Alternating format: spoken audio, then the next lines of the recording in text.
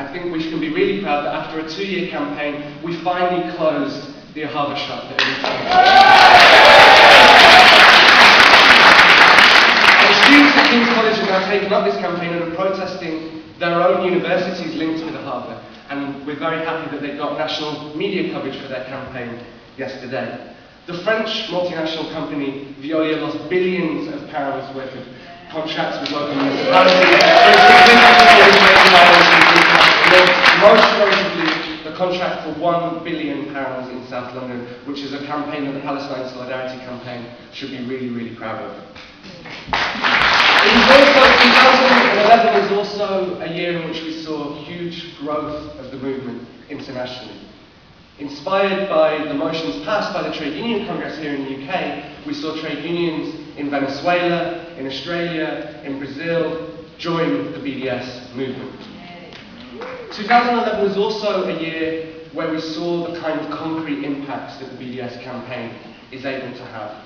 Al Jazeera English conducted a poll of 7,000 Europeans. Of those 7,000 Europeans, only 45% said that they believed that Israel is a democracy. Our solidarity movement, and the BDS movement in particular, is playing a huge part in these changing public attitudes.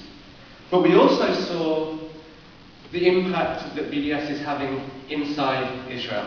Leading politicians, businessmen called for changes in government policy in order to stem the effect of the BDS campaign.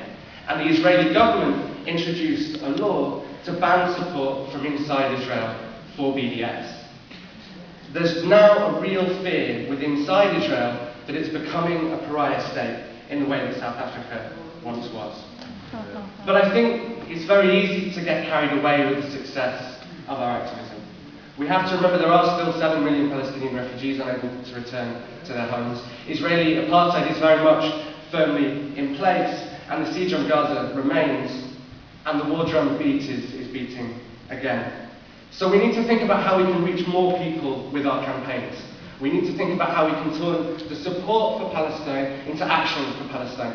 In short, we need to become more effective and intensify our efforts. And it's with that in mind that I'd like to read a short call to action that was released from Gaza on the 27th of December to mark the commemoration of 3 years of